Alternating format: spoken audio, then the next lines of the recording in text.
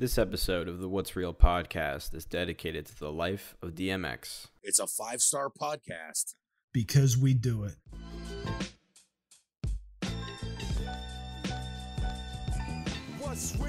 What's up, everybody? Welcome back. It is episode 66 of the What's Real podcast, and I am your host, Ed Demko, along with my tag team championship partner of podcasting, the J himself, Jared Bajorus. What's going on, the J? Nice and pumped up. Hey, Ian, as we need to be here on What's Real, the Mario Lemieux Extravaganza, episode 66.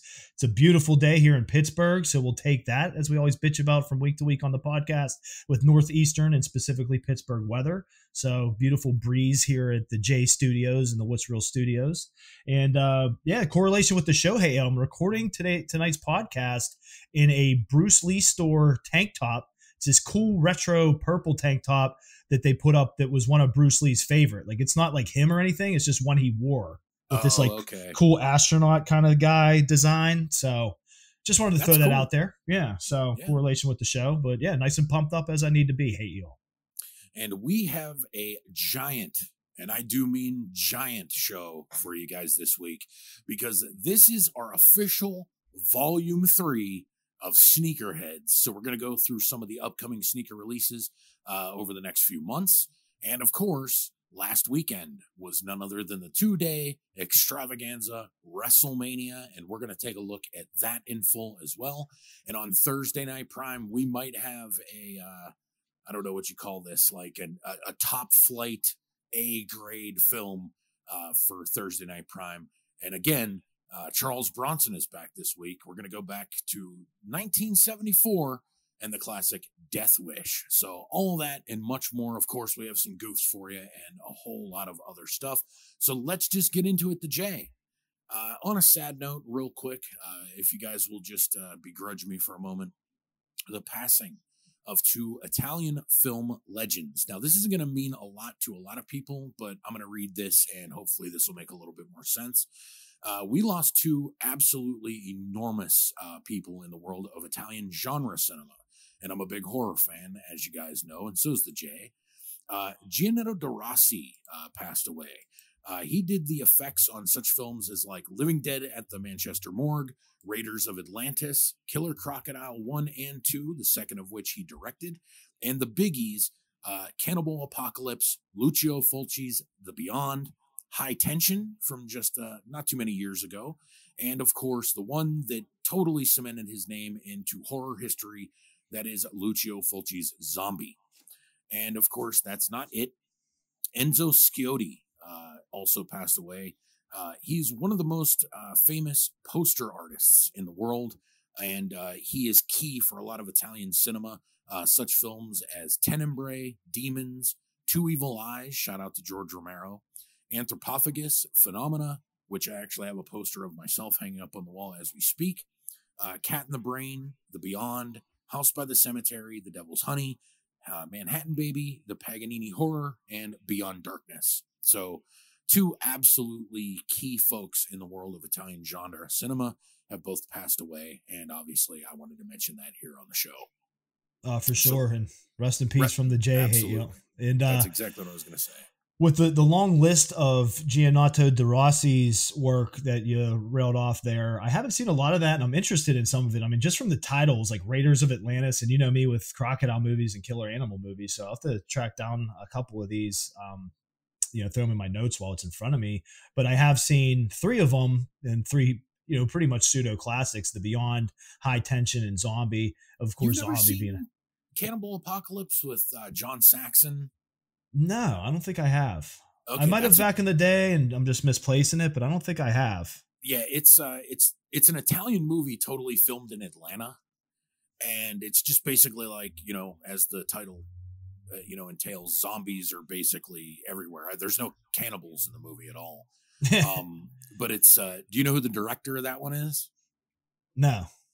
Antonio Margaretti. Margaretti, yeah, and with John Saxon in it, it interests me off the bat as well. So if you remember fucking Inglourious Bastards, Tarantino. Yeah, of course, yeah. That's that Eli Roth, whenever he meets up with the Nazis and they ask him what his name is, he's like, I'm Antonio Margaretti. Yeah, it's great. So they but threw yeah, it in there. High Tension was always Great. a special place in my heart, and that was Alexander Aja's first movie. Yeah, that's a fantastic. That's a really flick. good movie. Yeah, really good.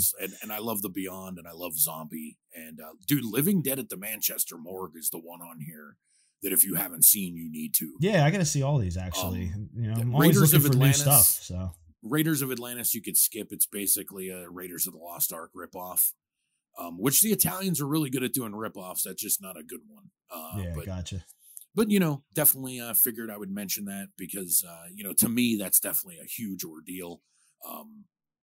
And, you're going to see this week on the show, a lot of the stuff in our opening segment is like specifically tailored to me and the Jays likes, oddly enough. Yeah, which it usually is. And that's why we have some fun. And just one more shout out to Enzo, Hate You Up, because it's really cool. You sent me the podcast prep as we always do our process. And within that, the link for his posters, I just always love seeing the collage of posters like that. And when you click that link and go to that like collage of posters, it's so cool just seeing them all. There's even one on there that he did for Maximum Overdrive. It's different from the original poster. It's just it's Enzo's version. It's really, really cool. Just a really cool collage. So shout out there. And you know me, dude, I'm a big original movie poster collector.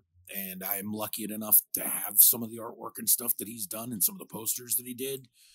So those are definitely landmarks in my collection anyways. So, that's a dude that had a massive influence on me, whether I even realized it or not, for a long, long time, because, this guy did the poster for Zombie, which is really a cool poster, not just the zombie face one either. I'm talking like the drawn out one with all the zombies going to the bridge and stuff. And, just a really, really interesting guy. He did a lot of great films, and, his work is instrumental with making sure that a lot of those films were, found in the first place, because that was from an era where we didn't have the internet. So like poster artwork was supremely important. Yeah, all the video stores it brings up. And that's, looking through here, I just wanted to shout out Hayed because I didn't want to side tangent on a humongous show too much. But me with being such a big Conan movie, I've even said on the show before, Conan the Barbarian's probably my favorite film of all time. Yep. When you break it down and things like that. So I've always been interested in the wannabe Conan movies, even though most of them obviously are cheesy, from Beastmaster to Sword and the Sorcerer. And within this poster collage, there's one, because I've seen, there's one called Ator the Fighting Eagle. I've seen that. Yeah, I have that actually. There's one called The Sword of the Barbarians, which I haven't seen, and that's a canon movie. So I'm like, it's probably insane, but I gotta maybe track that down. Have you ever seen that by chance? If I'm thinking correctly, this might be a retitled flick. Okay. Because they were still doing that a little bit at that time period. That was like during the canon era, that was like trailing off. But that was still happening at the time. It was just the way that they used to bring in Italian films, retitle them, and kind of, do them for American audiences, maybe re-edit them, put in different audio, obviously. Yeah, because he did the one for Conquest as far as that goes as well. And have you Conquest seen is goofy. Yeah, I think we watched that together when I first bought it from another shout out to Incredibly Strange. I think I got it from Incredibly Strange because again, I was just always into the wannabe Conan movies and throw out Death Stalkers as well in that whole series. I like it for what it is. Yeah, that Conquest is Fulci. So that's right. It's super weird too because it's like you said, it's like supernatural too, and it's gory as fuck. Yeah, there's a ton of weird gore in it. So yeah. But the Italians, whether they make a good movie or not, that's here to be seen. But they always make a memorable movie, so I give them credit there. Yeah, as long as it's entertaining, we always say that. So obviously, from us here at the What's Real podcast, rest in peace to those two gentlemen, two absolute giants in the world of Italian genre cinema. Next up on the show, there's a lot of really interesting wrestling related stuff. Now, I sent you this because this is something. Me and the Jay have been wrestling fans, like we've told you guys on the show here, for a really long time. So we've had the gamut of conversations about wrestling through the years. And one of the ones that we used to have all the time was about the WWE's tape library. And like, I wonder what it's like. I wonder where it's at. I wonder how much they have. Like every possible thing you could wonder about something like this. We've probably talked about it at some point. So over the weekend, I saw a tweet from a guy named Alan Cheapshot. It's Alan_Cheapshot on Twitter, who's a really, really good account if you're a fan of wrestling. This dude covers some amazing stuff. Yeah, I but follow that. He posted a picture over the weekend, and it said WWE houses over 125,000 tapes between two facilities, one in Stamford, Connecticut, their home base, and another stored in a vault at Iron Mountain in New York State's Catskill Mountains. If there's a fire in the building, they have a gas that's released. Foam fills up the room that saves the tapes from a fire. Yeah. Now, this is really cool, but at the same time, oddly enough, I've had some experience with this. Now, not specifically this place, but as you know, the Jay, those of you out there listening to this who may be fans of George Romero's Day of the Dead and purchased a Blu-ray of that from Shout Factory may have noticed that I sound a little familiar because I hosted one of the special features on there where we went to revisit the caves from Day of the Dead. And that's actually at the Wampum Mines here in Pennsylvania. And it's a completely hollowed out mine where they store RVs. That we know a guy there that is featured in the documentary that I did. But he told us some of the stuff that was in there. And all Simon and Garfunkel's masters were there. Disney's master copy of Fantasia was there at one point. There's a ton of government documents and paperwork and things like that. There are facilities around the country that exist like this for, sensitive material, things that essentially can't be lost or destroyed for good reason or for financial reasons, go in places like this. And this is just another advantage or another, example of that, basically. But this is really neat. And, kind of coming full circle with me and the Jay's conversations, it really isn't a surprise that they do something like this. Just kind of a cool thing to find out, I guess. Yeah, that's the thing. It's such a Vince McMahon kind of thing, like a fucking, you're referencing Indiana Jones. It's like, kind of gives me that kind of vision of it. There's a fire in the building with there's a gas that gets released and foam fills up and it saves the tapes. And if for those listening, there's a picture of the one facility. I would assume it's the Iron Mountain facility in New York State's Catskill. Yeah. And it's like, built into the woods, built into this mountain. And there's like a big silver garage door. Yep. And I'm not just saying this. I thought of this in my head. And the first comment on it says, "This looks like the shield generator on Endor from Return of the Jedi." And dude, it does. You know what's funny? I guarantee you it was designed that way on purpose, especially with somebody like George Lucas. Like it. Yeah, dude, there's, it's the same thing too. But like, people like the Bat Cave exists, right? Like in Batman. And I think that's kind of where that idea came from, especially with like fallout shelters and that whole era of stuff. I think that's where a lot of that stuff came from. And that's probably why it found itself in, creative stuff, because people had some sort of experience with that. I mean, dude, I can tell you from my experience being in that fucking cave in Wampum, that there's nothing like that I've ever experienced. Like, we were there in the summertime and it was like 90 degrees out that day when we were there. And like, you drive, by the way, to portions of this cave. And it's like, when you get out and it's like 50 degrees and it's damp.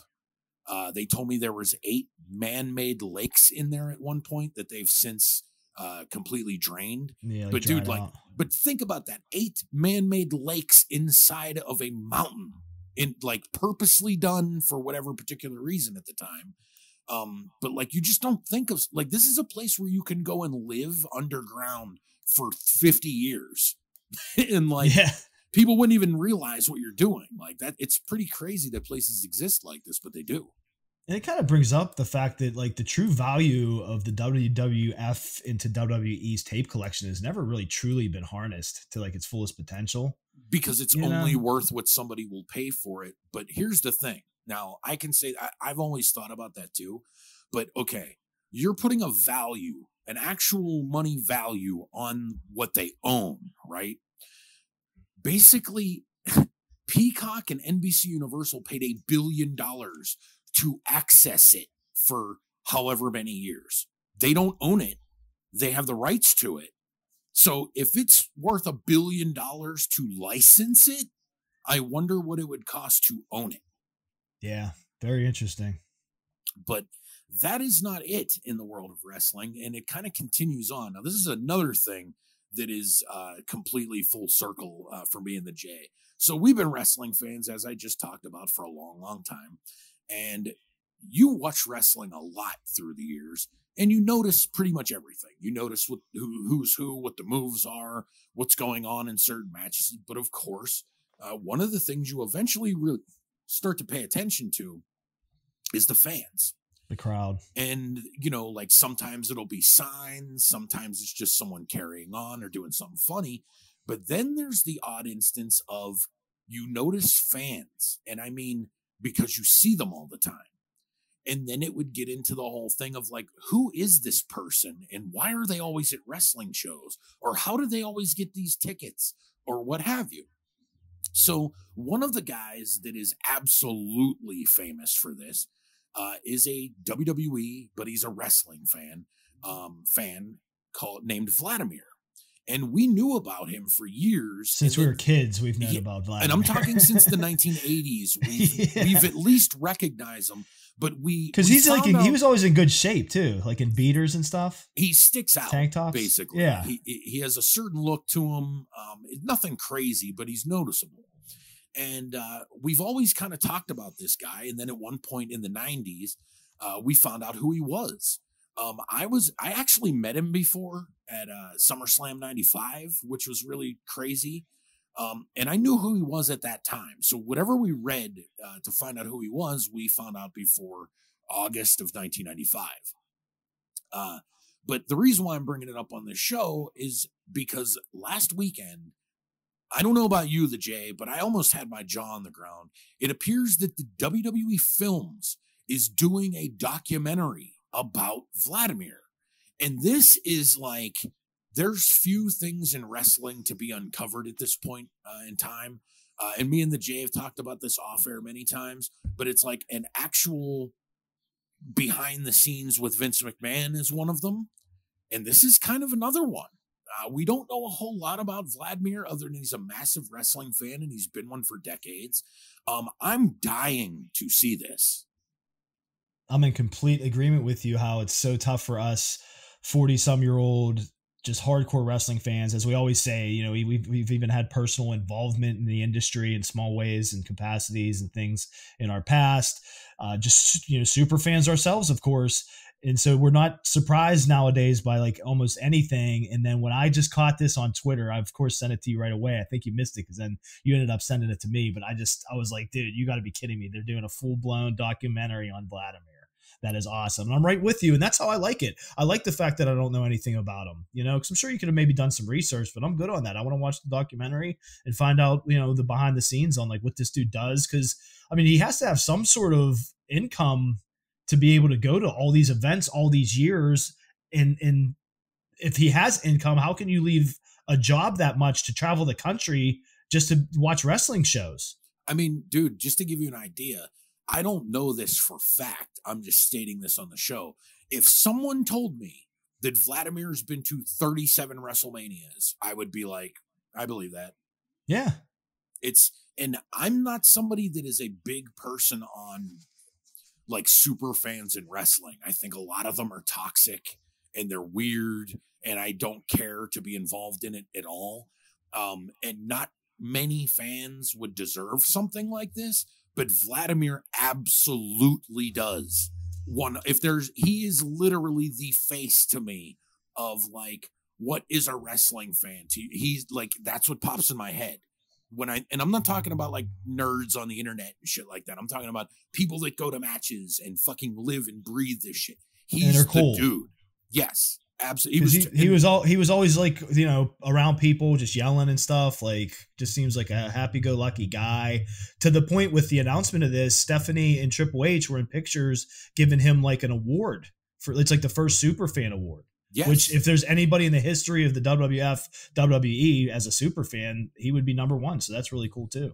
And dude, I can tell you this because I met him at SummerSlam, and I was fairly normal. It was a fairly normal conversation. And You're like, Vladimir. And I'm like with my parents at the time, and they're like, what are you talking to this dude for? But I remember him being like, so dude, like, what are you excited for tonight? And I'm like, man, Razor and Michael's ladder match is gonna be amazing. And he's like, and I remember him saying, like, I'm dying to see it because I saw their first one at WrestleMania. I was at the WrestleMania one, and I was like, oh, that's cool, man. Like, and then it was like, nice to meet you, enjoy the show, and then that was it, but I thought it was cool at the time.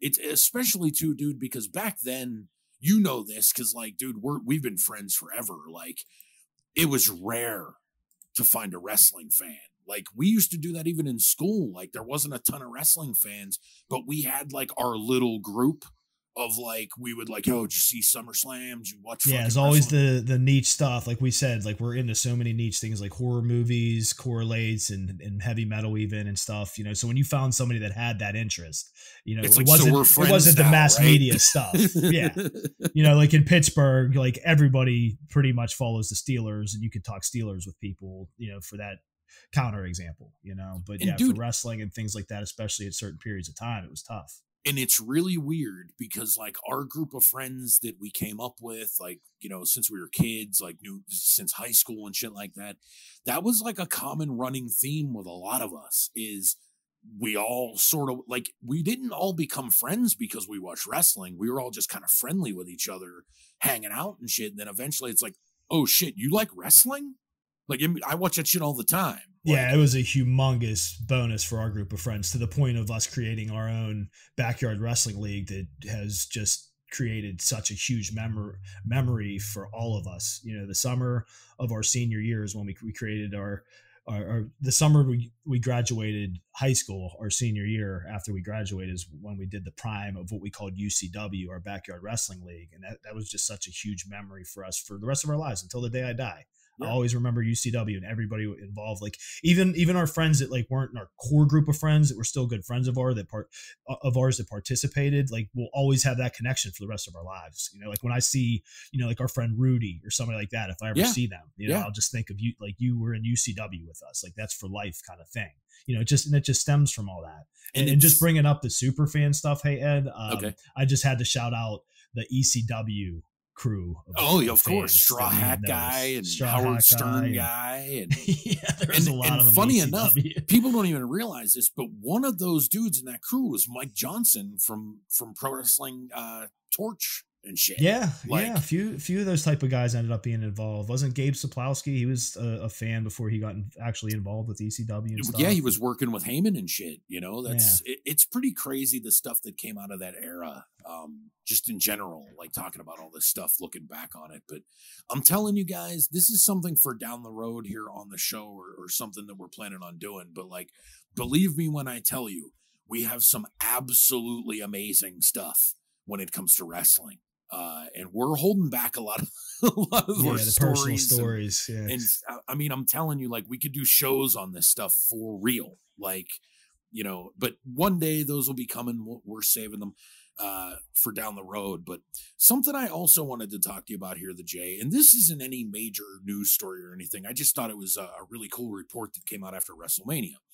It said WWE WrestleMania 38, The Rock versus Roman Reigns, and dream matches we need to see. Okay. Now I kind of just wanted to go through these. There's only 3 of them. And of course, Roman Reigns versus The Rock is the first one that pops up. Now, I think it's a safe bet that we think that this is where WWE is eventually leading with the Roman Reigns character. This is where he's going to get his comeuppance or something. I don't know if that's going to happen or not. I think it's safe to say we all like to see this match. Dude, it's just a matter of if it can even happen. Yeah, because that'd be one of the best things of all time. If they could just make him dominant for another year, and it somehow works out for because the Rock's 2 big things are 1, his schedule, of course, and 2, his age. He's getting up there as much of a beast as he is, but he's still at the point in the age that I feel like he can still go, especially like somebody with Reigns within that stage just for one match. But they're going to have to pull that trigger soon. soon. But yeah, I mean, that gives me goosebumps thinking about it, man. Like in an era that it's really tough for these, just humongous, larger than life matchups. Because even this year's main event that we'll be covering, it's great. There's huge stars involved, but this is like that next level kind of thing. And if they could like give him that dominant heel tribal chief, I run the family reign, the family, and The Rock comes in like halfway through this year, whatever it is, even just at the Royal Rumble or something, and says, I'm going to dethrone you as the head of the table kind of storyline. And it's Reigns versus The Rock. Yeah, that would be huge in Dallas, because they need something like that for Dallas, especially by next year if they could fill it up. Yeah. So that's absolute fact, 100%. So I think they're going to have something big. And I think The Rock would do it as long as his schedule permits. That's the thing. That's a big if, man. That he's ridiculous. And they got the time to work on it. So it's definitely something I think that we would like to see. Another one of these matches is another one that I think we're going to see. And I think it's just a matter of them getting fans back in the building again, which they did this WrestleMania. So it's a very strong possibility to see this one in the next year, I believe. And that is Brock Lesnar taking on Bobby Lashley. This is one that was supposed to happen at some point before, and they just didn't pull the trigger on it. I thought that was crazy. I had to research it, that like even just like a random SmackDown or Raw or whatever through all this time, because they've both been in the WWE for forever, is crazy that they never wrestled. Yeah, it's just, it hasn't lined up because Brock Lesnar's been pretty much top of the card since Lashley's been around, and Lashley's never really gotten there until now. Yeah, that's a good point. And honestly, let's be honest here too. The appeal in this match isn't the fact that this is a good matchup or that they're two big hulking dudes or anything like that. It's just the fact that they both also went to MMA and had some success. Brock significantly more than Bobby Lashley. Yeah, they would just give him a good storyline, build it up right, and then let them beat the shit out of each other in a WWE fashion. And dude, this is one, like we talk about this all the time, like feuds and stuff that Vince tends to fuck up. He ain't gonna fuck this up. This is like his wet dream between these two guys. Yeah, like, oh, look at the meat. And another match that they mentioned on here, it's the last one that we're going to talk about, is one that I believe, like, I thought we would have seen this already. But because of the pandemic, because of, people having children and stuff, I think it's kind of put a damper on this. And that's a match that we saw set up just a couple of years ago between Ronda Rousey and Becky Lynch. Becky's been out with a pregnancy. Ronda Rousey's been out since that WrestleMania. But I think it's a fact of, if as long as they can line everything up, kind of like how we were talking about The Rock, this one's going to happen. And it wouldn't surprise me if, next year at WrestleMania, we're talking about The Rock and Roman Reigns, but we're also talking about Becky Lynch and Ronda Rousey. So they're going to stack the card. There was a part of me thinking that Rousey may be done because she said conflicting things in the media. But again, she knows how to work, which is cool. But it says in this article, during an interview on the Colin Cowherd podcast last week, WWE President Nick Khan was on, which is ironic that his name's Nick Khan. I know. AEW President Tony Khan. But he said that both Rousey and Lynch will return at, air quotes, a certain point in time. So, that's confirmation that Rousey is coming back. I figured Lynch would after she situates things with her family, but yeah, that's pun intended, a rousing news that Rousey's definitely coming back, and that would be the premier matchup, her and Lynch one-on-one. And dude, it would not surprise me at all if right now the WWE has all three of these matches earmarked for WrestleMania 38 in Dallas. Dude, that would load it up. I'd be pumped as shit for that. Yeah, I mean, dude, you're gonna have to do that. They're gonna try and that's the last WrestleMania in Dallas was the all-time most attended WrestleMania, over 100,000 people. You would have to think that they're gonna try and break that again, wouldn't you think? Yeah. So and you just, using that facility, it's one of the biggest facilities in the world, stadiums and stuff, especially in the States. So you need to bring the heat to fill it up. Absolutely. So I think that's exactly what they're going to do. And one more just interesting note, the Jay, for as far as wrestling goes here, is WWE announced over the weekend WWE's 2K22 video game series will be returning this year. And who do you think the cover person's going to be? The cover wrestler, the cover wrestlers? Yeah, I was thinking about that. That's a good question. I mean, there's so many choices. The roster's so huge. And it's usually, of course, the one that stands out as like the biggest person of the, like, you know, when it's going to come out. And you would think that at that point it's Roman Reigns, but he's been on there. I believe, has Daniel Bryan been on a cover? Because I was thinking of him as an option, but he's been on. So honestly, hey, Ed, in the Jay's opinion, for my pick at the cover superstar of WWE 2K22 video game, because he was like my personal MVP. I said this before in a past podcast talking about it. I'm not saying he had the most burnout 5-star matches consistently. He's had some really good ones, but he was just the MVP to me during the pandemic year. I'd put on Drew McIntyre. I think that's a good call. I'm going to go with a little different here, though, and I'm kind of cheating, okay? I don't think it's going to be anyone. I think it's going to be multiple people. And by that, I mean, you're either going to get a cover with like 4 people on it, or they're going to do the thing where it's like, you know, get the one with Roman, get the one with Becky Lynch, get the one with Daniel Bryan, get the one with Charlotte, you know, like that kind of thing. Yeah, because the main superstar shown in the teaser trailer was Rey Mysterio. Yeah, and I think that's actually like a coincidence. I think that they just did it because Rey looks really good. He's a colorful superstar. Yeah, they could show off the graphics. Yeah. And I gotta say, and I know it's not the be all end all when it comes to these wrestling games, but dude, it looks unbelievable. That's the cool thing about the fact that they fucked up 2K20 and they had to skip a year. They have to bring it this year. So yes, because it could kill the franchise if they don't. Right. Yeah. You know that stuff better than me, man. Like, you know the world of video games, and like one dead title in a series is really bad news. So, yeah, that's any business. You disappoint your fans, and you know people are plopping down $60 for your game. I spent $100 because my son loves it, and luckily our household got the wear and tear out of it. My son still plays it because he's 7. Yep. You know, so I got lucky. At least we used it because you know me, Mister. I hate waste. But yeah, I bought like the full tilt, all the preloaded digital stuff. So it was like $90, and a lot of people just despised. It was just real buggy. It just wasn't a good game. Period. Well, dude, and when you disappoint fans, they don't come back. Let me ask you another question, kind of the same thing that we were talking about by the cover superstar. So those of you who do not know, every year when this game came out for like the last 4 or 5 years, except for last year when they didn't put it out, they always do like a souped up edition, and it's like a special edition with limited stuff. It's really expensive. You usually get something out of it though, that's pretty valuable, other than the game and stuff like that. They did one a couple of years ago with Ric Flair where you could get like pieces of his robe, and they did one with John Cena that had a bunch of stuff. They did a Finn Balor one where it came with an NXT demon statue and stuff like that. So the J, who's going to get the special edition this year?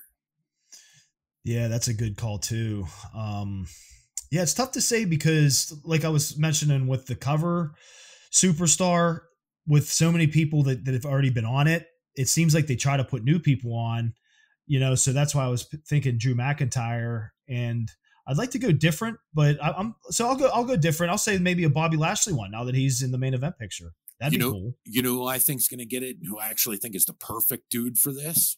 Who? Edge. Yeah, that's a good call. And I think people like time back in almost 10 years, a piece of like the cape he wears to the ring, or a piece of the ring mat, or something like that from WrestleMania, maybe a piece of the ladder from one of the ladder matches or something like that. Like, they'll do something, but I think they do it in a way to kind of like commemorate something. And I think that Edge is obviously, since making his return, is completely worthy of something like that. And I think that would do pretty well for them. So We'll have to see how that all turns out. But bottom line is, dude, I'm just glad they're putting games out again. So hopefully it's pretty good. Yeah, it looks like they're having to make this the best one yet. So hopefully that's the case.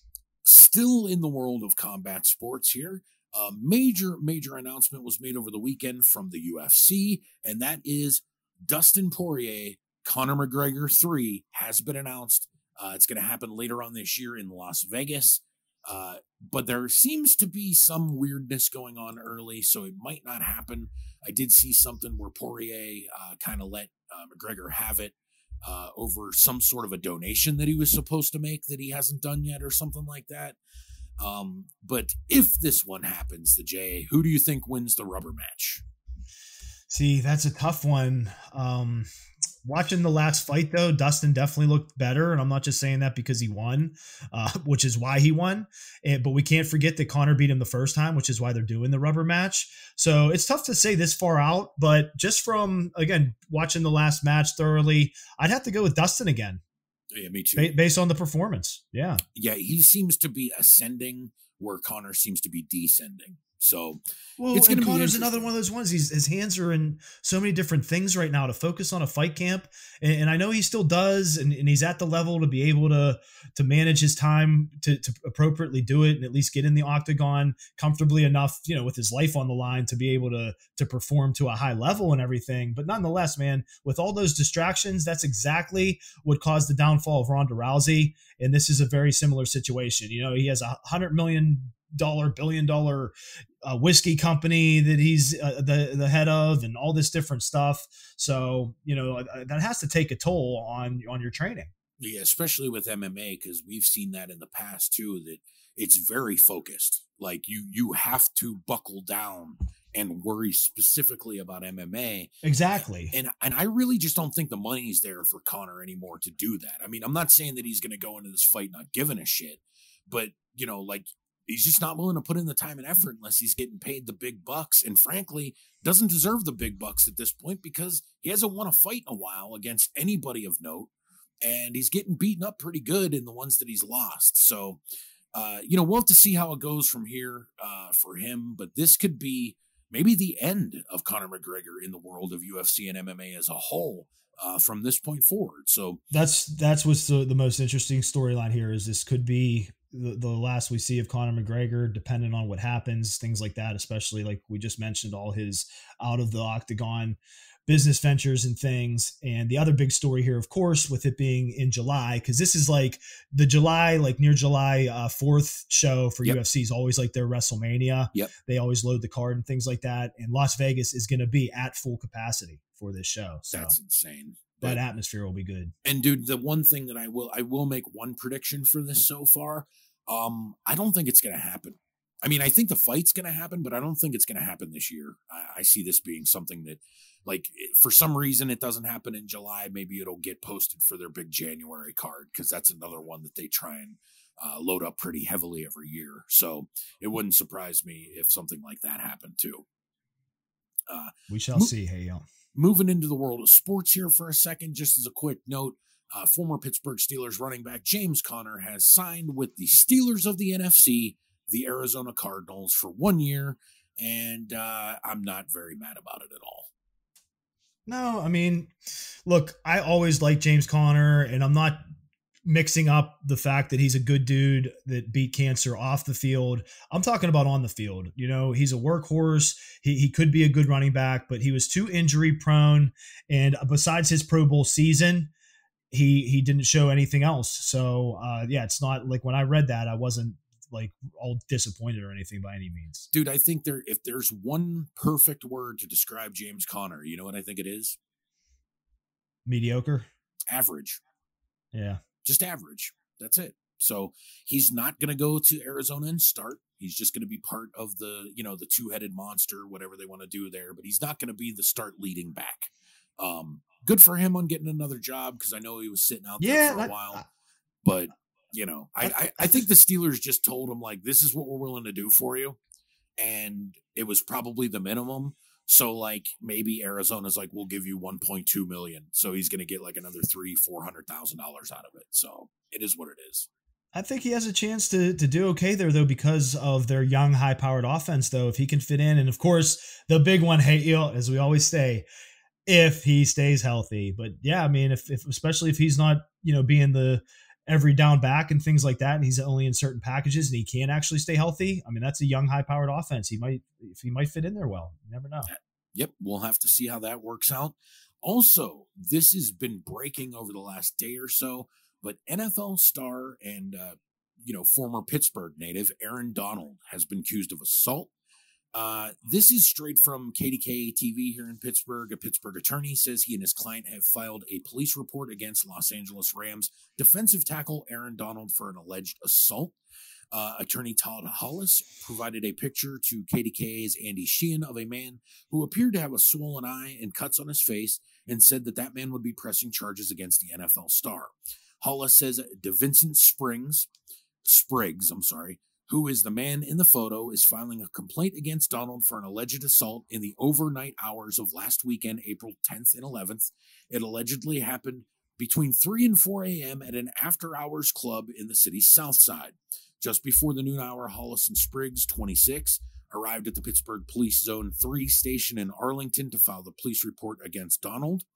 Hollis said Donald allegedly beat up Spriggs, who was later treated and released at a local hospital. He's asking police to conduct a full investigation of the incident. Hollis identified Spriggs as an out-of-towner, but declined to say where he was from. Spriggs, who has his arm in a sling, a puffed-up right eye, and visible stitches, had little to say. Hollis did say it was unprovoked. I've instructed him not to make any comments, but as you can see from his arm is in a sling, his eye is closed, 16 stitches in his eye, and a concussion and other severe injuries he suffered. This is a severe incident. Pittsburgh police say they are investigating the incident over the weekend on the south side, but are not identifying anyone allegedly involved because no charges have been filed. No 911 calls were made during the incident. Instead, they say they were called to UPMC Mercy Hospital on Sunday afternoon for a man who wanted to report an assault. The man told them the incident happened in a bar somewhere on the south side, but he did not have an exact location or time. According to police, the man told them he accidentally bumped into another man at the bar, who then confronted him. The alleged victim told police that he was kicked and punched by the man and another man. Police say the alleged victim told him he threw a bottle of alcohol, but didn't know if it hit anyone. Police say the alleged victim and his attorney filed a report in the Zone 3 station. Pittsburgh police say their detectives are reviewing the complaint and plan to consult with the Allegheny County District's Attorney's Office. The DA's office will determine whether charges are be warranted against Aaron Donald. But police say they are looking for surveillance footage from the south side that may have captured the alleged incident. Aaron Donald, 29, was named the Defensive Player of the Year this past season. He played at the University of Pittsburgh before being drafted by the Rams in 2014. And in 2019, Aaron Donald made a 7-figure donation to the University of Pittsburgh. He also played high school football at Penn Hills High School here in Pittsburgh. The Los Angeles Rams provided CBS Los Angeles with the statement, quote, "We are aware of the reports regarding Aaron Donald. We are collecting more information and will have no further comment at this time," unquote. The first thing that popped in my mind here, because we do live in Pittsburgh, the Jay, what the fuck after hours clubs open during COVID at 3 or 4 in the morning?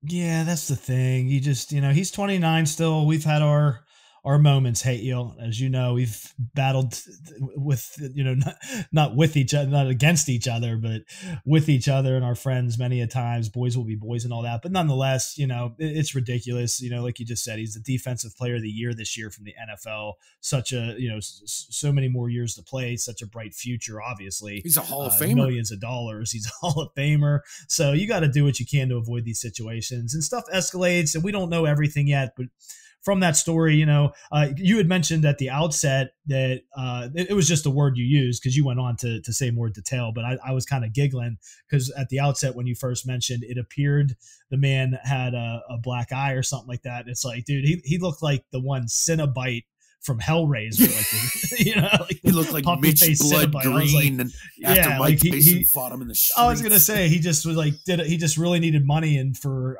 $1,000, let Tyson in his prime punch him in the face. Like, damn, his face was fucked up. Dude, I'll kind of to add to that. I don't know what happened between these two, but this dude looks like he got beat up by a man the size of Aaron Donald. Yeah, that's what I'm saying. But I don't know. There's some goofy stuff going on with this. If Aaron Donald did that, that's ridiculous, and it's probably stupid to be in an after-hours club right now with everything going on, especially with COVID numbers rising. Something here, though, is goofy. Something here is off to me. That's just my gut reaction. If I'm wrong, I'll say that I'm wrong.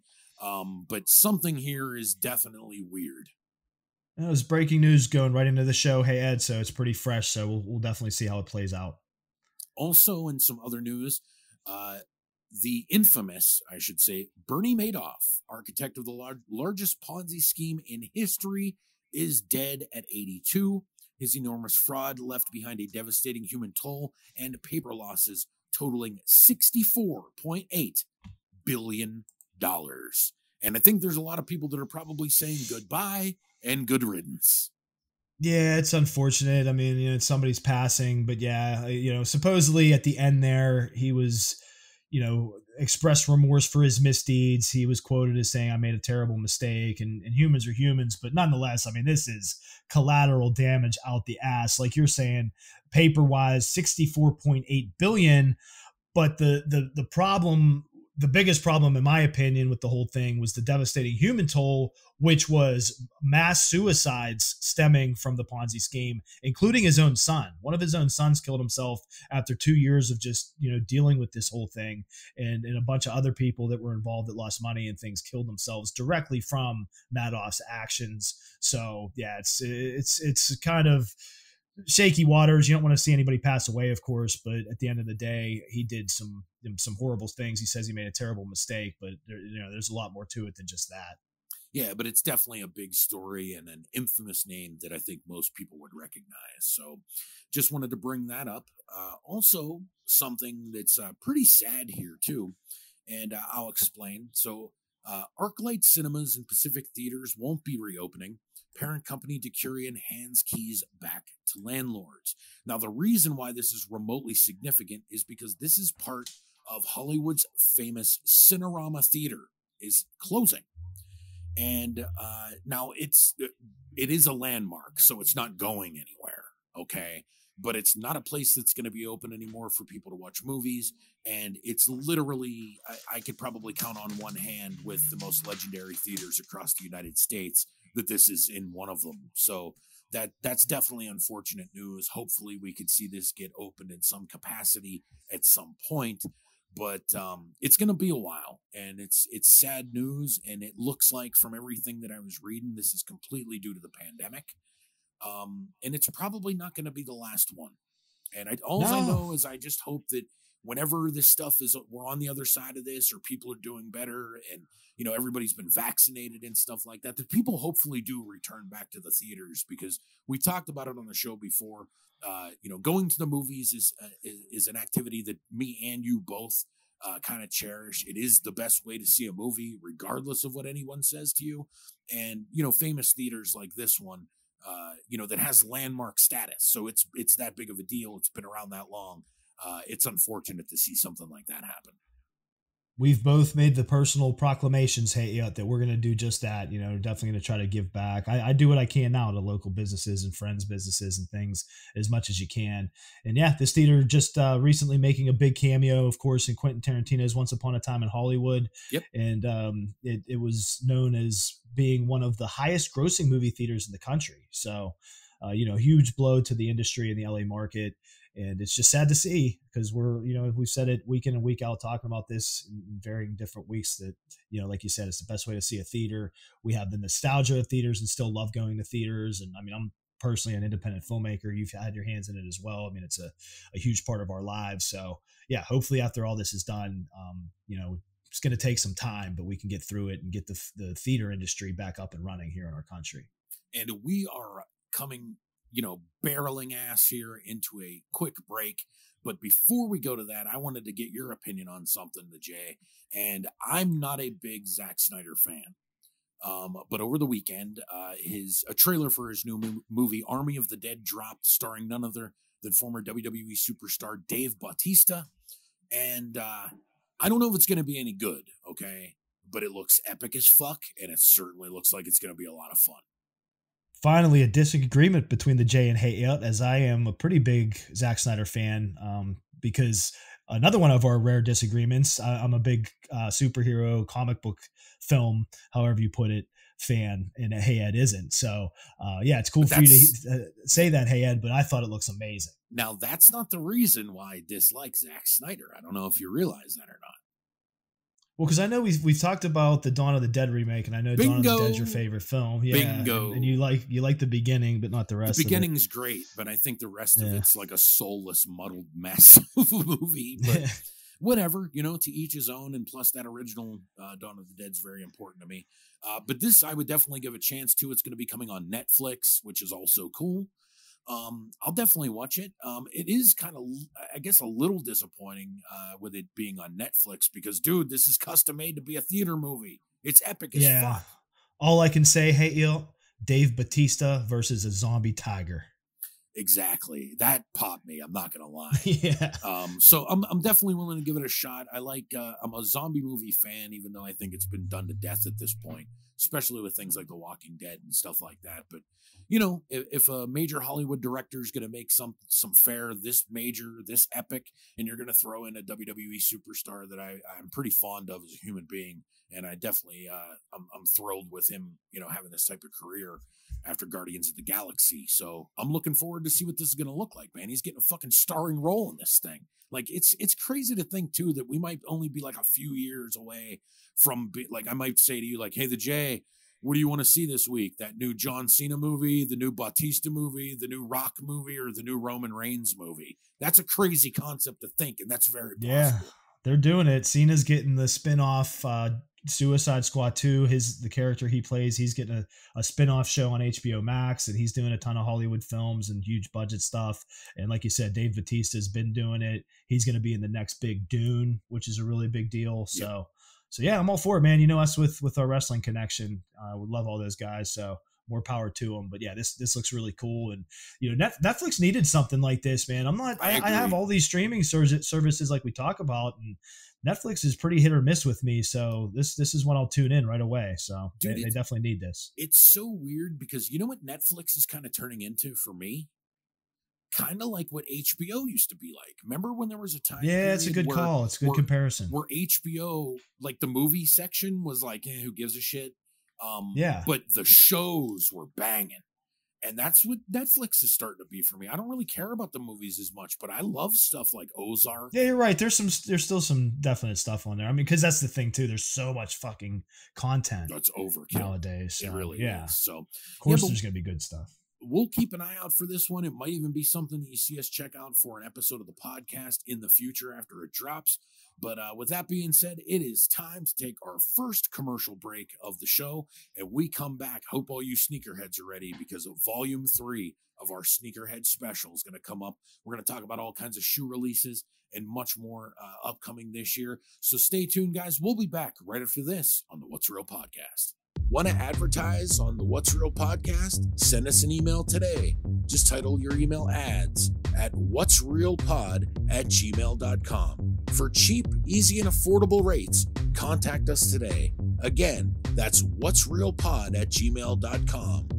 Would you like to advertise? Send us an email today. This is Ed for the What's Real podcast. Join us next week for episode 67. We're going to have a double feature of mystery movies as we check in with Joe Bob Briggs on the last drive-in through Shudder. Not to mention, on Thursday Night Prime, we have some more Charles Bronson goodness with Death Wish 5. All that and much more next week on episode 67 of the What's Real podcast. Hey, lace 'em up, lace 'em up, lace 'em up, lace 'em. Blue suede shoes stay crispy like bacon. Nikes on my feet make my cipher complete. I stay shining like the lights on the street in the night. Revis take me shopping when I'm up in. And we're back, and it is time to do what we call Sneakerheads Volume 3 here on the show. So we're going to go through the next couple of months of sneaker releases, and there's a ton of stuff. So the J, it's weird that it worked out this way. So we're starting on April 16th. And the first shoe that comes up is one that you have interest in.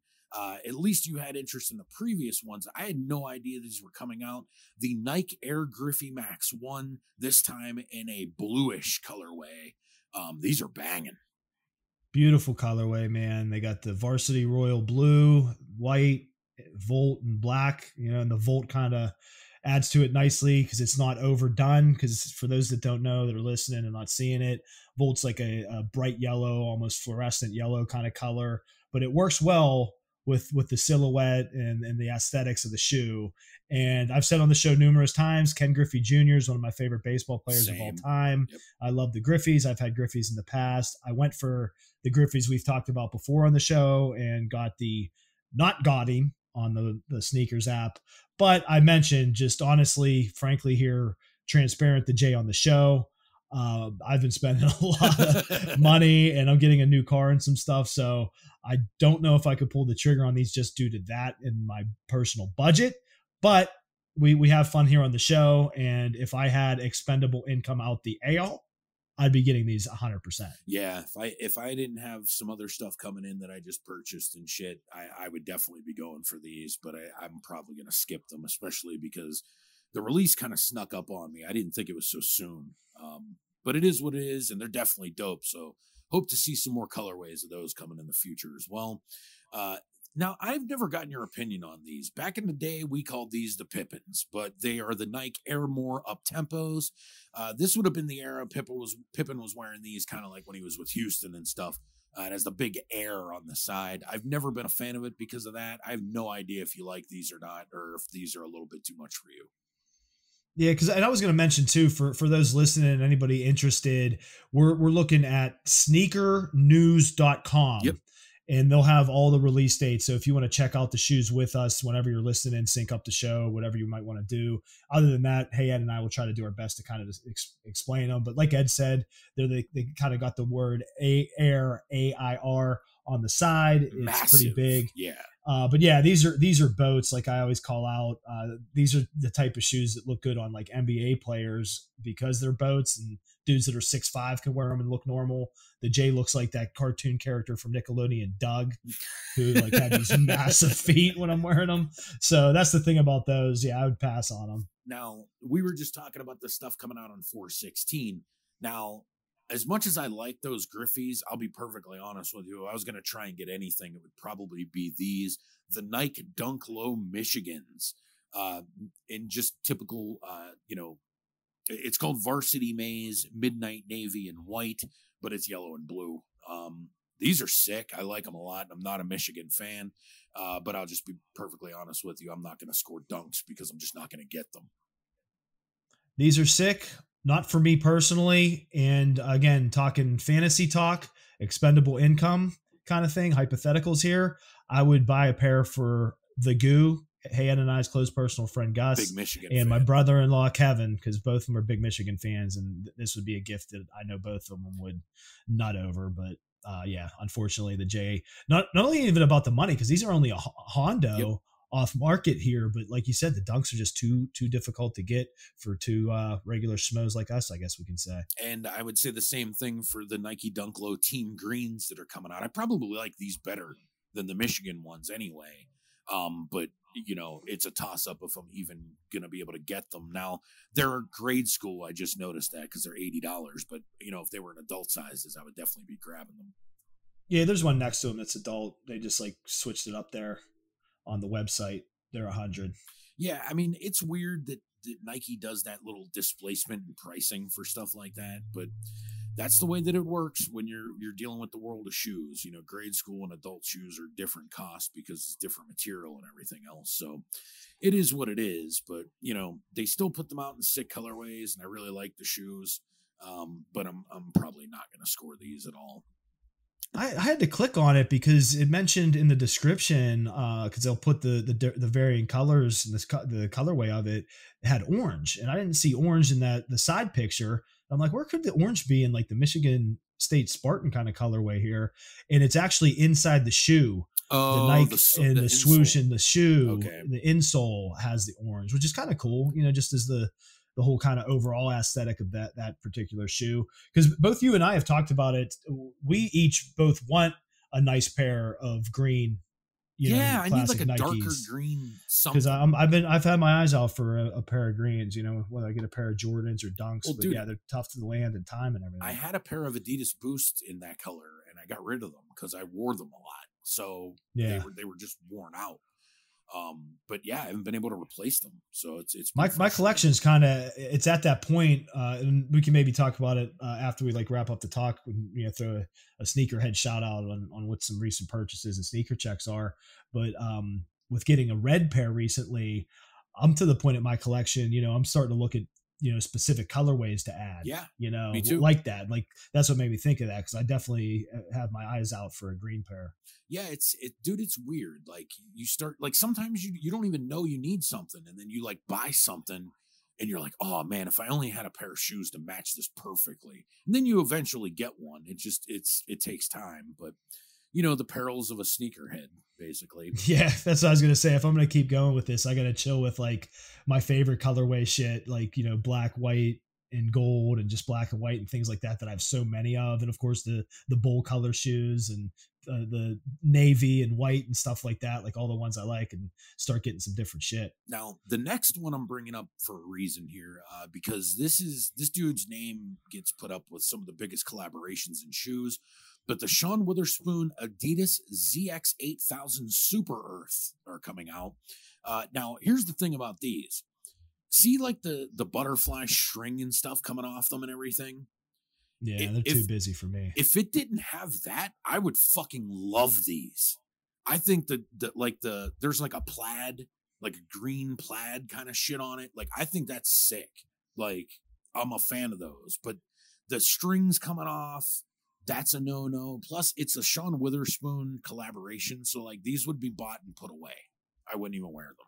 So yeah, that's the thing. These are those ones we shout out that are kind of like the art, you know, all these in their own way are kind of art form, but yeah, these are like true art, like shoes. Now, dude, these next two though, I think these are sick. The Undefeated Neighborhood Adidas ZX8000. They have a black pair and a white pair, and I like both of them, but I think I like the white ones a little bit more. Undefeated does some amazing collaborations with shoe companies, and as I've said, I think even last week I was talking about how I love the silhouettes of the Adidas ZX8000. I won't be getting either one of these because they're going to be brutal and they're Asia exclusives, but they're sick. They are sick. They're classic looking shoes, really classy actually looking tennis shoes, and it's always scary when the price says NA. Yeah. It's usually not too bad. Like they're fairly reasonable, but dude, on the resale market, they're going to be fucking outrageous. So crazy. Now there's a few other ones, where there's no pictures, and that's the Adidas D-Rose 11s, the Nike KD 14s, and those are supposed to come out on April 17th. So I'm basically going to skip over those. Now these are a terrible colorway, but the Adidas Dame 7s, I don't really like the silhouette on these either, man. I feel bad for dudes who sign sneaker deals with Adidas, like basketball players, because Adidas just they don't make good looking basketball shoes at all. No, those are actually ugly. Like even the piece that's like multicolored. Yeah, I don't like it. Almost like zebra print, but multicolored. Now I'm sure they're great to hoop in. Like I'm sure they're comfortable and they give you the support and everything you need. But just for a look alone, that's a major pass for me. Yeah, if you like play for North Carolina, you can get them, something like that. Now, Adidas is also coming out with the NMD R1 pack, which is, you know, they've put out NMDs for years with the sock liners and everything. Yeah. And of course, now this is something that I wanted to bring up because this seems to be a new trend that Adidas is starting.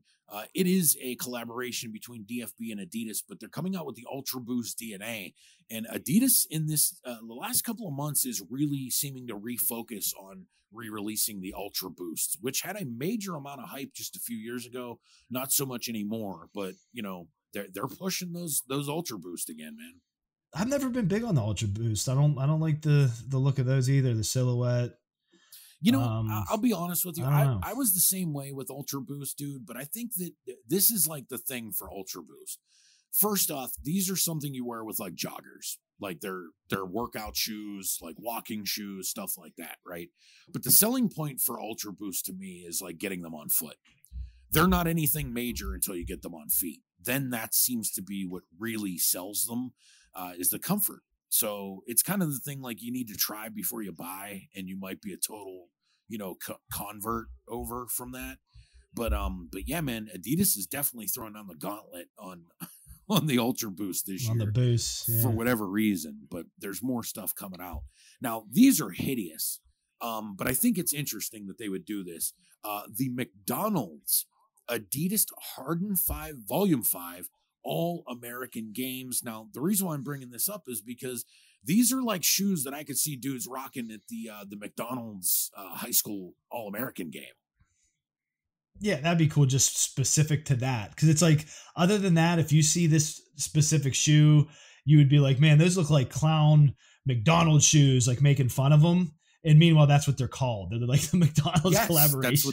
That's absolutely what they're supposed to be. So yeah, they're ridiculous. Next up is one that I have my eye on. This is a maybe for me, and it's coming out on April 19th. The Nike Air Huarache Scream Greens. These are sick. I love Huaraches, especially the old school designs. And these are one of the original colorways. So I definitely, these are a summertime shoe for me. And it's a big maybe on my list. I might have to go for these. I like them. I've said to you in the past, because I know you're a big Huarache guy, and shout out to Old Goofy, our good friend Old Goofy, who always loved Huaraches and was my college roommate and stuff. And I saw different pairs throughout the years, but was never into them, which is why I bring all that up. But this pair in particular caught my eye. I was interested in those, and these just go back into that expendable income talk on the podcast column of, if I could just get them, I'd go for them. But real life budget wise, I probably couldn't go for the 130 price tag on them, but definitely Huaraches that stood out to the J. Next up is on 420, and it's one of the most appropriate releases for that day. These are awesome. This is a South Park Adidas Campus 80 Towley collaboration. And by that, I mean on the tongues. Yes, click the shoe and you'll see the tongue. You have to be familiar with South Park and the character Towley, which is a towel that spends most of its time really, really high. And so you have his eyes on it. And I don't know if you saw this or not. Did you see the eyes change? Yeah, they change. Yeah, they go from like crystal white to deep red, bloodshot. Dude, that's great. These are awesome. I like the Adidas Campus 80s anyway. Now, $100 is a little bit much for a pair of Campus 80s. I'm not going to try on these, but I love the concept. And again, if I could get my hands on a pair of these, I might go for it because they're pretty sweet. They're a chalk purple and white, so they're a different kind of colorway. It's in the color of Towley the towel. So, but again, though, these are ones that you would get and you probably would just put them away. It's great because if you click on it and go to the page that like the full shoe description and more pictures are on the website, it's the headline says the South Park and Adidas Campus 80s Towley has a PSA. Don't forget to celebrate 420. That's amazing. So, yeah, these are really cool. Now, I don't know if this is what these are being called, but we may have talked about these before. These ones might be a little bit different. On April 21st, the Nike Air Max 95 NRG home teams come out. That's black, white, Amarillo, and court purple. They kind of remind me of those LeBron Air Max 95s. I don't think they're the same ones, but they're different. I'll probably pass on these, but I do like them. Yeah, that's the thing. They're so similar to the LeBron ones. Like, I was surprised that they were even coming out. They might be easier to get. An additional pair. Yeah, that's true. But yeah, I told you I might just have to go for the LeBron ones just for principle as my sneaker head them with 95s and how I like those. And I'm a fan of LeBron and the Laker colors there. But yeah, these aren't bad. I mean, these are very, very similar to those ones, of course. So. And coming out, and now I wanted to bring these up because we're going to talk about the sheer hideousness of these. On April 22nd, there is a Jaden Smith New Balance collaboration. They're putting out a pair of Vision Racers. And these are some of the worst fucking shoes I've ever seen. Like, they remind me of like Skechers and shit from the early 2000s. And Jaden Smith, this is his design. So maybe future, just for reference, maybe shoe companies don't want Jaden Smith designing anything for them because these are terrible. And I don't know if he's doing a business play because the two that I see on the website here are both grade school size run. And neither of them had pictures, but when you click on it, you do go to a picture of them. So I could see what you were talking about, where they're just insane. Yeah. It's just way too busy, way too many colors. Now, dude, really weird. I wanted to bring up another one to you because we've talked about this, and I just picked up a pair of these recently. But this is something much different for Nike in this particular pair. But they have a pretty interesting pair, or an interesting play, I should say, on a classic design. And that's these mid-77 Blazers that they're putting out. But the difference, though, is it has like these paint splotches all over it. So now what I was going to ask you about this is I don't